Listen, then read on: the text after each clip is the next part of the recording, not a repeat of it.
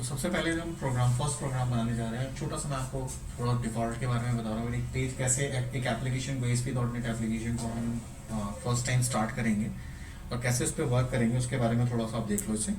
तो सबसे पहले तो मुझे क्या करना है कि जो आपने इंस्टॉल्ड है, सपोज आपने 2015 इंस्टॉल किया है, 17 किया है या 19 किया है, तो उस केस में आप क्या करोगे, अपने स्टार्ट में जाओगे और स्टार्ट में जाके प्रोग्राम फाइंड आउट करोगे विजुअल स्टूडियो।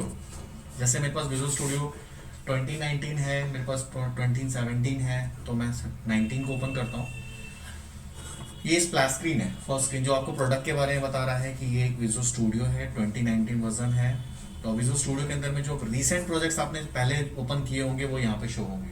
जो रिसेंटली आपने काम किया हुआ है वो आपको लिस्ट में दिखेगा।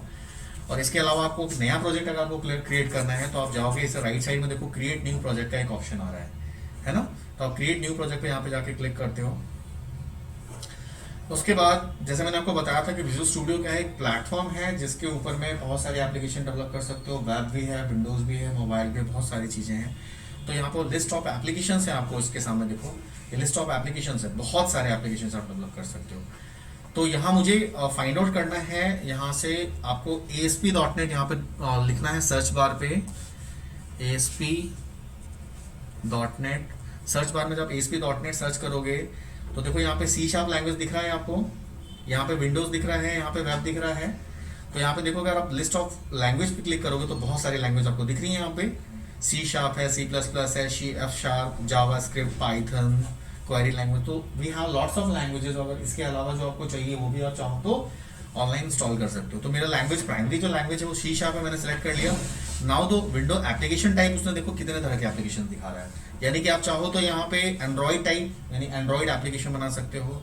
अज्योर टाइप का चाहिए, अज्योर प्लेटफॉर्म के लिए तुम बनाना चाहते हो जो कि एक क्लाउड कंप्यूटिंग है, वो बना सकते हैं। ISO मोबाइल यानी कि एप्पल के लिए एप्लीकेशन बना सकते हो। लाइनक्स टाइप का एप्लीकेशन यानी कि जो लाइनक्स विंडो होती है उसके एप्लीकेशंस बना सकते हो। मैक ऑपरेटिंग सिस्टम के लिए बना सकते हो, टीवी के लिए बना सकते हो, टीवी ऑपरेटिंग सिस्टम, विंडोज और एक्सबॉक्स एप्लीकेशन उसको कहते हैं जो गेमिंग बनाई जाती है, जो गेमिंग एप्लीकेशन होती है। तो वो दुनिया जितनी भी सर्विसेज हैं, जितनी तरह के एप्लीकेशन है, उन्होंने आपको लिस्ट ऑफ सर्विसेज दे दी हैं। तो यहाँ पे हमें जो सेलेक्ट करना है वो हमें वेब करना है। तो यहाँ आप इसको आपको छोड़ दो, क्योंकि आप जैसे ही आप सेलेक्ट करोगे वेब का ये वाला पार्ट, देखो वेब के अंदर में क्या आ गया, वेब आ गया, टेस्टिंग आ गई, services, others, machine learning, gaming, desktop, सारे एप्लीकेशन आ गए। तो यहाँ पे हम यहाँ पे वेब सेलेक्ट कर लेते हैं, यानी कि C# विंडोज यहाँ पे रहने दो और ये वेब सेलेक्ट कर लो। तो देखो यहाँ पे आपको ASP.NET कोर आ रहा है, ASP.NEट वेब एप्लीकेशन .NET फ्रेमवर्क आ रहा है। तो आपको ये वाला सेलेक्ट करना है, ASP.NEट वेब एप्लीकेशन .NEट फ्रेमवर्क। और यहाँ ध्यान रखना है कि यहाँ लैंग्वेज जो है C# होनी चाहिए, क्योंकि वैसे आपने C# यहाँ पे लिया हुआ तो C# ही आएगा। तो यहाँ पे और भी है, देखो नीचे देखोगे आपकी यहाँ पे कोर आ रहा है, ये कोर दिख रहा है, ये थोड़ा एडवांस है। यानी कि अगर कोर में एप्लीकेशन डेवलप करते हो तो आप किसी भी तरह के विंडोज में इसको चला सकते हो, लाइनक्स में भी चला सकते हो और ISO में भी चला सकते हो। लेकिन अभी फिलहाल हम लोग क्या करेंगे, ASP.NEट वेब एप्लीकेशन .NEट फ्रेमवर्क वाला सेलेक्ट करेंगे। सेलेक्ट करने के बाद यहाँ पे नेक्स्ट पे क्लिक करेंगे। तो अगर हम ये एप्लीकेशन बनाते हैं तो हम उसको किस किस जगह पे होस्ट कर सकते हैं, तो विंडोज पे भी होस्ट कर सकते हैं, क्लाउड पे भी कर सकते हैं और वेब पे भी कर सकते हैं। ये तीनों चीजें यहाँ पे दिखा रखी हैं। यहाँ से आप नेक्स्ट पे क्लिक करते हो। नेक्स्ट के बाद देखो यहाँ एप्लीकेशन का नाम पूछ रहा है। जो एप्लीकेशन हम बनाने जा रहे हैं उसका कोई नाम तो होगा। जैसे आप फर्स्ट एप्लीकेशन बनाना चाहते हो या किसी भी क्लाइंट के लिए बनाना चाहते हो, उसका एक नाम होगा जो मैं आपको आगे बताऊंगा। तो वही नाम डालना है जो एप्लीकेशन जिसके लिए बनाओगे। तो यहाँ पे आप कुछ भी डाल सकते हो। बाय डिफॉल्ट इसका वेबसाइट 17 आ रहा है, वो सीक्वेंस में जो भी बन चुके हैं, उसके बाद 16 बन चुका है तो 17 दिखा रहा है। उसके बाद यहाँ किस जगह पे ये बाय डिफॉल्ट किस लोकेशन पे बन रहा है वो दिखा रहा है कि ये C ड्राइव के अंदर में, सोर्स के अंदर में, यूजर के अंदर, सोर्स के अंदर में रिपोज नाम का एक फोल्डर बना हुआ है, उसके अंदर ये बाय डिफॉल्ट बन रहा है। इसमें कोई चेंज करने की आपको जरूरत नहीं है, चाहो तो चेंज कर सकते हो। और यहाँ दिखा रहा है आपको फ्रेमवर्क जो करेंटली फ्रेमवर्क अभी चल रहा है, this is 4.7.2, this is updated framework. आप लिस्ट पे क्लिक करोगे तो जितने फ्रेमवर्क मैंने आपको बताए थे वो सारे लिस्ट में नजर आएंगी। आपको किसी पुराने वाले पर नहीं काम करना है। अगर कोई एप्लीकेशन पुराना वाला एक्सेस करना है तो यहाँ पे आपको सेलेक्ट करना पड़ेगा। तो आपको यहाँ पे कोई चेंज करने की जरूरत नहीं है, आप क्रिएट पे क्लिक कर देते हो। जैसे आप क्रिएट पे क्लिक करते हो तो आपके पास फिर अगेन आपके पास आता है कि क्या आपको किस तरह के एप्लीकेशन को बनाना है। अगर आपको 3 टायर आर्किटेक्चर एप्लीकेशन बनाना है, जो मैंने आपको बताया था आर्किटेक्चर में, तो आप MVC सेलेक्ट करोगे, फिर मॉडल व्यू कंट्रोलर, ये 3 टायर आर्किटेक्चर सपोर्ट करता है। इसके बारे में हम आगे पढ़ेंगे। ये एक एम्प्टी टाइप है, यानी कि आपको एक ब्लैंक एप्लीकेशन देगा जिसमें आपको कहेगा सारी चीजें अपने आप लो। अगर आप ये सिलेक्ट करते हो वेब फॉर्म, तो आपको मिलेगा कुछ स्टार्टअप, कुछ पेजेस आपको मिलेंगे स्टार्टअप कुछ बनाए हुए, जैसे डिफॉल्ट, अबाउट और कॉन्टेक्ट। किसी भी वेबसाइट के अंदर 3 पेजेस तो होते ही हैं, यानी होम पेज हो गया डिफॉल्ट, अबाउट मतलब उसके बारे में, और कॉन्टैक्ट अस उसके बारे में, उसको कॉन्टैक्ट करने के। तो 3 पेजेस आपको एक बना के आर्किटेक्चर आपको देगा विथ मास्टर पेज। तो मास्टर पेज क्या होता है मैं आपको आगे फर्दर बताऊंगा। ये वाला पार्ट है। उसके आगे वेब एपीआई है और सिंगल पेज एप्लीकेशन, जैसे गूगल है, गूगल सिंगल पेज एप्लीकेशन है। आप देखते हो गूगल खोलते हो एक ही पेज है ना, उसके अंदर सब कुछ आता है। तो गूगल पेज, गूगल टाइप का भी अगर आपको एप्लीकेशन बनाना है तो भी बना सकते हैं हम लोग, और फर्दर हम इसको देखेंगे। फिलहाल हम लोगों ने क्या किया, वेब फॉर्म सेलेक्ट कर लिया, और यहाँ पे कुछ चेंजेस करने की आपको जरूरत नहीं है। यहाँ पे आप क्रिएट पे क्लिक कर दोगे। जैसे क्रिएट पे क्लिक करते हो तो वेब एप्लीकेशन 17 के नाम से एक एप्लीकेशन वो बिल्ड कर रहा है, बना रहा है इस टाइम पे, जिसके अंदर में एक वेब फॉर्म का भी एग्जांपल आपको डाल के दे रहा है, जो कि एक वेबसाइट की तरह। अब मतलब इसे ओपन करने के साथ साथ इसे तुम रन करा के भी देख सकते हो कि इसके अंदर में कुछ पेजेस बन के आए हैं, राइट। तो अभी हम देखते हैं इसको कि कैसे ये होता है, और जो भी मैंने आपको प्रोग्राम बताया ना डिफॉल्ट वाला, इसकी प्रोग्रामिंग करेंगे हम लोग यहाँ पे।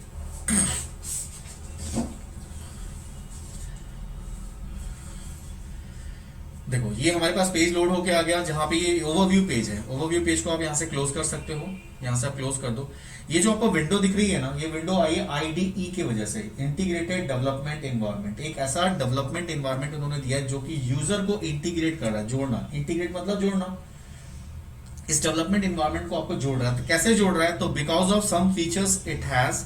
क्या क्या है इसके पास में, सबसे पहले तो क्या है, प्रॉपर्टीज विंडो है। जितनी भी प्रॉपर्टीज होंगी जो आप सेलेक्ट करोगे उसकी प्रॉपर्टीज दिखेगी, you can change the property here. तो इसके बाद देखो नीचे सॉल्यूशन एक्सप्लोरर आपको दिख रहा है। सॉल्यूशन एक्सप्लोरर मतलब ये देखो, ये जो आपने एप्लीकेशन बनाया है अभी अभी, इसके सॉल्यूशन के ऑब्जेक्ट्स हैं, यानी इसके अंदर में क्या क्या चीजें आपको दिख रही है। सबसे पहले तो आपको प्रॉपर्टीज दिख रही है। प्रॉपर्टीज मतलब ये जो एप्लीकेशन है उसकी अपनी प्रॉपर्टी होगी ना, इसका एक नाम होगा, इसका एक वर्जन नंबर होगा, इसका एक लैंग्वेज होगा, तो उसकी प्रॉपर्टीज में डिक्लेयर्ड होगी, जो कि assembly info dot C S नाम से। इस पर डबल क्लिक करते हो तो देखोगे इंटायर पेज लोड हो गया। इसके अंदर बता रहा है कि एप्लीकेशन का नाम क्या है, इसका कॉपीराइट लॉ क्या है, इसका बेसिकली इसका जो मशीन ग्रिड असेंबली कोड है वो, क्या जो असेंबली के बारे में मैंने बताया था अभी आपको, उसके बारे में सारी चीजें आएंगी। तो इसके आपको कुछ छेड़छाड़ नहीं करनी है, फर्दर हम लोग आगे देखेंगे कैसे कर सकते हैं इसमें। ये कुछ रेफरेंसेस हैं, रेफरेंसेस का मतलब नेम स्पेसेस, जो आप यूज करने वाले हो इस वेबसाइट के लिए, जो इनिशियल लेवल पे है, वो इन्होंने नेम स्पेसेस इन्होंने डाल के दिए हैं। इसके बाद फर्दर जो नेम स्पेसेस होंगे, रेफरेंसेस होंगे, आप ऐड कर सकते हो। जैसे सपोज कर लो आपको कोई पेमेंट गेटवे यूज करनी है, तो आपको उस पेमेंट गेटवे का रेफरेंस यूज करना होगा, नेम स्पेस कॉल करना होगा, इस असेंबली के इस रेफरेंस में अंदर डालना होगा, तभी आपका एप्लीकेशन उसको एक्सेस करेगा। तो उसके लिए हम लोग फर्दर देखेंगे। और उसके बाद देखो यहाँ पे एप्लीकेशन डेटा नाम का एक फोल्डर है। एप्लीकेशन डेटा मतलब इस पूरे एप्लीकेशन का डेटा, यानी कि डेटाबेस, हम इसमें डेटाबेस स्टोर कर सकते हैं। ये है एप्लीकेशन स्टार्ट, जो एप्लीकेशन होगा, एप्लीकेशन स्टार्ट जब होगा हमारा, तो हम क्या चाहते हैं, तो कुछ इसमें कुछ सीएसएस फाइल होती हैं जो एप्लीकेशन स्टार्ट को जैसे पूरे एप्लीकेशन को रूट करना है। जैसे मैंने आपको बताया था ना कि अगर एप्लीकेशन में 5 पेजेस हैं और उस पेजेस में से मुझे चाहिए कि एक पेज को सीक्वेंस में स्टार्टअप में डालना। आपने होम के नाम से कोई पेज नहीं बनाया, डिफॉल्ट और इंडेक्स के नाम से नहीं बनाया, तो उसको कैसे रूट करेगा, तो ये रूट config.cs नाम का एक फाइल है। इसके अंदर में ये रूट करके ये बता रहा है आपको कि कौन सा पेज आपका पहले रन करेगा, इसमें हम लोग असाइन कर सकते हैं। इन फ्यूचर हम लोग देखेंगे इसको। उसके बाद है कंटेंट। उसके बाद देखो नीचे कंटेंट के नाम से एक फोल्डर है। कंटेंट के अंदर में आपको ये बता रहा है कि जब हम पेज को डिजाइन करेंगे तो उसमें कुछ सीएसएस यूज करेंगे, इसको कहते हैं कैस्केडिंग स्टाइल शीट, जावास्क्रिप्ट। ये हम कुछ डिजाइनिंग एलिमेंट्स है जो हमें चाहिए होते हैं, हमें यूज करना होता है, तो वो सारे एलिमेंट्स आपको यहाँ पे सीएसएस मिलेंगे, कैस्केडिंग स्टाइल शीट फाइल नाम से मिलेगी, जिसके अंदर में आप ये सारी चीजें आप कर सकते हो, राइट। एक मिनट, हाँ करण ऑफिस में ही आ जाओ। तो यहाँ पे ये आपको सारा कुछ मिलेगा ऑलरेडी बना हुआ, जिससे हमें अगर कोई हमारा ये वाला पार्ट भी थेफ्ट करता है ऑनलाइन, तो इसकी भी इंफॉर्मेशन कहाँ होगी, इस सीएसएस के अंदर सर्वर पे होगी। यानी कि अगर वो चाहे कॉपी करना तो कॉपी तो कर लेगा, लेकिन जैसे वो नोटपैड पे कॉपी करके पेस्ट करेगा तो उसको रिसोर्स फाइल चाहिए हो, तो रिसोर्स फाइल कहाँ पे, मेरे सर्वर पे है, जिसको हम लोग कहते हैं cascading style sheet. Style sheet की एक फाइल बनती है, वो स्टाइल शीट की फाइल जो भी हमारा HTML एलिमेंट है, H1 हेडर होता है, H2 उससे छोटा हेडर होता है, S3 उससे छोटा हेडर होता है, फिर P पैराग्राफ होता है, फिर लाइक उसके अंदर में डिव होता है। तो इसकी जो डेफिनेशन होगी वो मेरी इस फाइल में होती है। तो ये आपको इस पे ध्यान देने की जरूरत नहीं है, इनिशियली ये ऑलरेडी बना के वो देते हैं। एक फॉन्ट का फाइल होता है, आप जैसे फॉन्ट स्टाइल चाहते हो वो फॉन्ट इसमें आप लोड कर सकते हो। उसके बाद स्क्रिप्टिंग होती है, जैसे जावा स्क्रिप्ट हो गई और वीवी स्क्रिप्ट हो गई, तो स्क्रिप्टिंग यहाँ पे होती है। और उसके बाद एक अबाउट डॉट एएसपीएक्स दिख रहा है, ये एक पेज है जो कि अबाउट का पेज है। डॉट एएसपीएक्स मैंने आपको बताया था अभी, एएसपीएक्स पेज होगा, कौन सा पेज होता है, क्लाइंट साइड पेज होता है। तो जब आप इसको एक्सप्लोर करोगे डॉट एएसपीएक्स को देखोगे, आपको यहाँ पे 2 पेजेस मिल रही हैं, वैसे तो 3 दिख रहा है, ये डिजाइनर इस पे ध्यान मत दो, ये 2 पेजेस, अबाउट डॉट एएसपीएक्स और दूसरा है about dot ASPX dot CS. तो अबाउट डॉट एएसपीएक्स पे जब क्लिक करोगे तो देखो वो अबाउट वाला पेज यहाँ पे लोड हो जाएगा, और उसमें पूरी कोडिंग किसकी आ रही है, एचटीएमएल की। और इसके अंदर में यहाँ पे उसका अगर इसके डिजाइन पे जाओगे तो डिजाइन को आपको दिखेगा,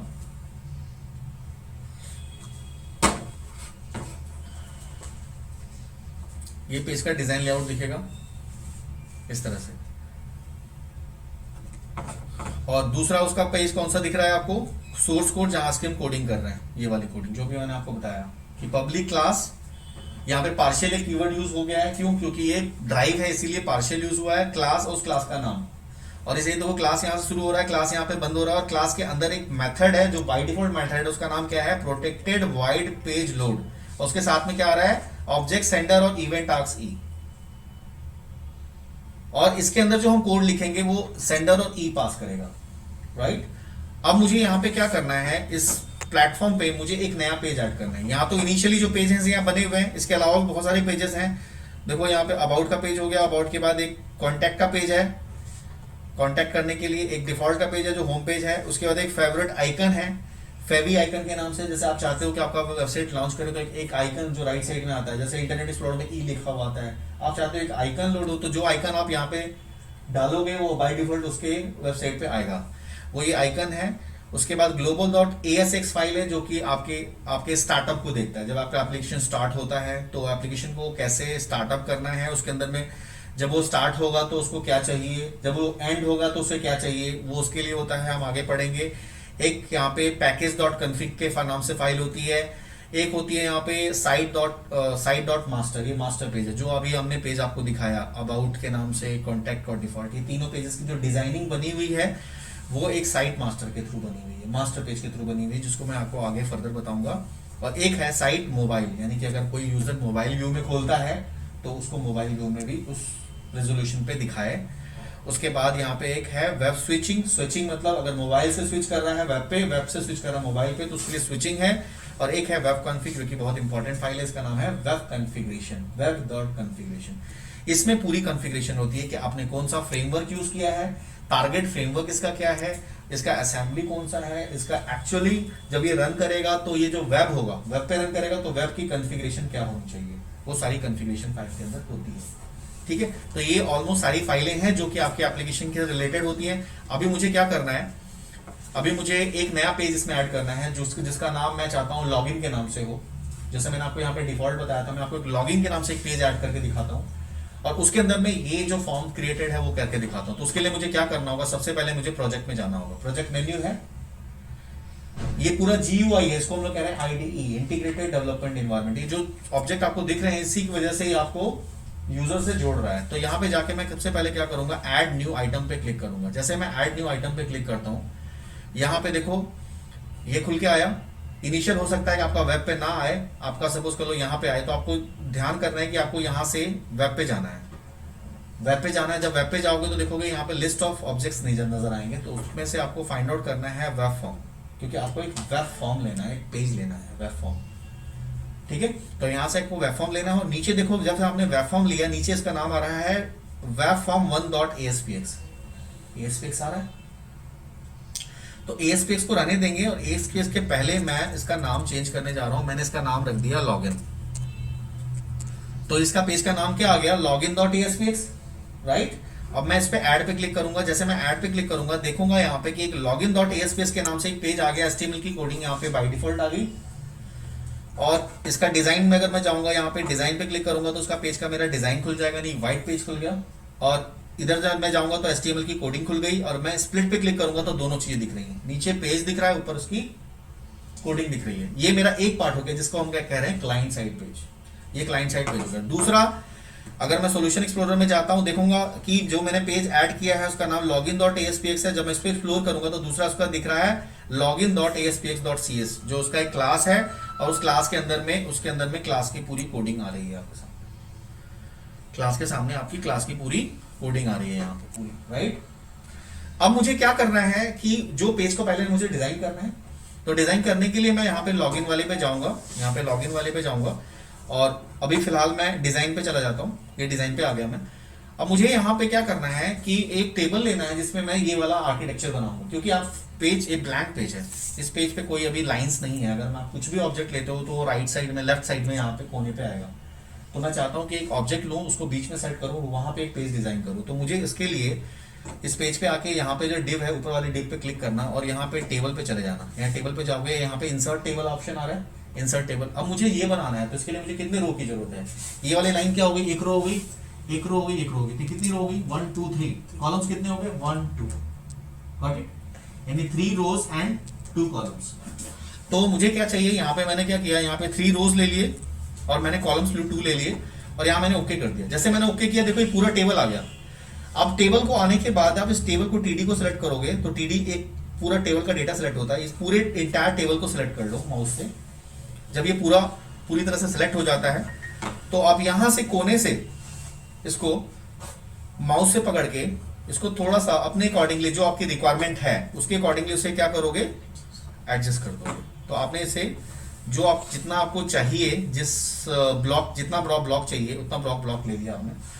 और नाउ मैं चाहता हूं ये वाला जो टेबल है ना, वो सेंटर में एडजस्ट हो जाए, बिल्कुल सेंटर में एडजस्ट हो गए। तो अगर आपने सपोज को डीसेलेक्ट कर लिया, तो अगेन इसको सिलेक्ट कर लो, और करने के बाद यहाँ पे ऊपर में देखो, यहाँ पे अलाइनमेंट दिख रही है, अलाइनमेंट में जाके जस्टिफाई सेंटर को सिलेक्ट कर लो। ये जो मैंने आपको मैकेनिज्म बताया है, सेम एमएस वर्ड में होता है। अगर आपने एमएस वर्ड कभी किया होगा तो देखा होगा कि एमएस वर्ड में टेबल को लेने के लिए भी यही काम करते हैं, और टेबल को सेंटर में करने के लिए यही काम करते हैं। जो अभी हमने किया है उसकी एंटायर कोडिंग पीछे सोर्स में जनरेट हो गई है। देखो, हमने एक लाइन की कोडिंग नहीं करी थी, लेकिन यही अगर आप दूसरा प्लेटफॉर्म अगर यूज करते, जैसे जावा यूज करते, पीएचपी यूज करते, तो ये कोडिंग आपको खुद से करनी पड़ती। अभी हमने कुछ भी नहीं किया और ये कोड हमारा जनरेट हो चुका है। नाउ अगेन मैं डिजाइन पे चला जाता हूं। अब मुझे सबसे पहले क्या करना है, इसको थोड़ा सा नीचे करना है। तो नीचे करने के लिए ना, मैं अपना कर्सर पॉइंटर पहले पे रखता हूं, रखने के बाद मैं कर्सर का पॉइंटर अपने उधर ले जाता हूं, एंटर प्रेस करूंगा। तो जब एंटर करेंगे तो यहाँ पे होगा बीआर, ब्रेक लाइन, ब्रेक रो। तो यहाँ देखो, जैसे मैंने एंटर किया ना, पीछे जाके बीआर कोड जनरेट हो गया, यानी कि ब्रेक रो को ब्रेक कर रहा है, वो सेंटर में लाने के लिए मैंने ऐसा किया था। अगेन वापस आप चले जाओ डिजाइन पे। जाने के बाद देखो, यहाँ पे फर्स्ट वाले में मुझे असाइन करना है यूजर आईडी, तो मैंने यहाँ पे टाइप किया यूजर आईडी। सेकंड में मैंने टाइप किया पासवर्ड, ठीक है। और ये देखो, मैंने यूजर आईडी टाइप कर दिया, यहाँ पे यूजर आईडी हो गया इस वाले कॉलम में। अब मुझे यहाँ पे क्या करना है, एक टेक्स्ट बॉक्स लेना है। तो टेक्स्ट बॉक्स के लिए आप अगेन टूल्स में जाओगे, टूल बॉक्स में जाओगे, दिख रहा है आपको यहाँ पे डेटा सर्विसेज है, डेटा सोर्सेस हैं, फिर है सर्वर एक्सप्लोरर है, उसके बाद टूल बॉक्स है। टूल बॉक्स पे क्लिक करोगे तो देखोगे वैरायटीज ऑफ टूल्स आपको नजर आएंगे। ध्यान रखना कि कभी भी सोर्स में जाके टूल्स नहीं दिखेगा, क्योंकि सोर्स में तो एचटीएमएल कोडिंग दिखती है। तो जब भी आप डिजाइन पे आओगे तभी आपको टूल्स नजर आएगा। अब इस टूल्स में जाओगे, यहाँ पे जाके आपको सबसे पहले लेना है टेक्स्ट बॉक्स लेना है। तो आपको मेक श्योर कि आपका जो कर्सर का पॉइंट है जहां आपको लेना है वहीं रखना पहले। उसके बाद आप यहाँ पे टूल्स में जाना, टूल्स में जाने के बाद यहाँ पे टेक्स्ट बॉक्स पे डबल क्लिक करना। देखो टेक्स्ट बॉक्स आ गया। अगेन दूसरे वाले टेक्स्ट बॉक्स पे लेना है, अगेन टूल्स में जाओगे, दूसरा टेक्स्ट बॉक्स पे डबल क्लिक करो। दो आगे टेक्स्ट बॉक्सेस। मुझे यहाँ पे तीसरे वाले में एक बटन लेना है, तो मैं अगेन टूल्स में जाऊंगा और जाके यहाँ पे देखो बटन फाइंड आउट करूंगा। ये मेरा बटन है, डबल क्लिक किया मैंने, बटन आ गया, हो गया। अब मुझे इसकी नेमिंग अगर करनी है कि बटन जो है, बटन का मैं चाहता हूं लॉगिन नाम हो जाए, तो अगेन मैं इस पे राइट क्लिक करूंगा और राइट क्लिक करके इसकी प्रॉपर्टी में जाऊंगा। प्रॉपर्टी में जाऊंगा, देखो यहाँ पे दो चीजें आ रही है। इसका आईडी दिख रहा है, आईडी मतलब उसका नाम, और ये टेक्स्ट का मतलब जो ऊपर दिख रहा है। तो मैं चाहता हूं जो ऊपर दिख रहा है और जो नाम दोनों सेम हो जाए। तो मैंने यहाँ पे लॉगिन पे आईडी पे जाके मैंने इसका नाम चेंज कर दिया लॉगिन, और जो टेक्स्ट होगा जो विजुअलाइज है यूजर के लिए, इनवैलिड प्रॉपर्टी, क्योंकि आईडी है और लॉगिन के नाम से ऑलरेडी मैंने उस क्लास का नाम ले रखा है, तो इसीलिए दोनों आईडी को सेम नहीं ले रहा है वो। तो उस पर अगर बटन है तो हर एक ऑब्जेक्ट का एक प्रीफिक्सिंग होती है। जैसे टेक्स्ट बॉक्स है, टेक्स्ट बॉक्स का प्रीफिक्स क्या है, txt, या टेक्स्ट बॉक्स के आगे आप टेक्स्ट लिख सकते हो, txt लिख सकते हो, तो उसको पता चल जाएगा कि टेक्स्ट बॉक्स है। उसी तरह से बटन के लिए हम लिखते हैं btn, तो हमने यहाँ पे लिख लिया btn लॉगिन, तो हमें पता चल जाएगा ये बटन है, तो btn लॉगिन हो गया, इसका आईडी होगी btn लॉगिन, और इसका टेक्स्ट मैं चाहता हूं लॉगिन हो जाए, तो मैंने इसका टेक्स्ट कर दिया लॉगिन, यानी यूजर के साथ में जो विजुअलाइज होगा वो होगा लॉगिन, और एक्चुअल जो उसका नेम होगा वो क्या है, btn लॉगिन। Got it? जैसे इस केस में मैंने इसका नाम लॉगिन ही रख लिया था, और पेज का नाम मेरा डिफॉल्ट था, तो ये चलेगा, लेकिन इस केस में मेरा पेज का ही नाम लॉगिन है, इसलिए यहाँ पे नहीं ले रहा था। तो नाउ अब देखो मेरी पूरी डिजाइनिंग हो चुकी है, अब मैं चाहता हूं कोडिंग करना, तो कोडिंग करने के लिए मैं क्या करूंगा, इस लॉगिन पे डबल क्लिक करोगे, जैसे डबल क्लिक करोगे ऑटोमेटिकली ये चला जाएगा कहां पे, उस क्लास में जो मैंने आपको बताया था। अब देखो यहाँ पे क्या लिखा हुआ आ रहा है, आप देखोगे ध्यान से कि इस पे कोड में लिखा हुआ है protected void but btn login आ रहा है, बटन का नाम, क्योंकि मैंने बटन का नाम क्या दिया था, btn लॉगिन, इसलिए btn लॉगिन आ रहा है, क्लिक इवेंट आ रहा है, और कुछ यहाँ पे उसकी ऑब्जेक्टिव प्रॉपर्टीज आ रही है। अब यहाँ पे डबल कोट्स के अंदर ही आपको लिखना है, ये नहीं कि आपका कर्सर पॉइंटर यहाँ चला गया और यहाँ आपने टाइप कर दिया तो ये इनवैलिड हो जाएगा। और ध्यान रखना जो आप टाइप करोगे इनवैलिड लिखोगे, देखो रेड लाइन आ गई, कंपाइलर आपको बता रहा है कि आप कुछ गलत कर रहे हो, तो मेक श्योर कि आपको इसके अंदर लिखना है। तो मैं यहाँ पे टाइप करने जा रहा हूँ, उसकी कोड को टाइप करने जा रहा हूँ, तो मैंने यहाँ पे लिखा इफ, अगर, देखो अपने आप लिस्ट ऑफ ऑब्जेक्ट्स आ गए, अगर ब्रैकेट ओपन किया,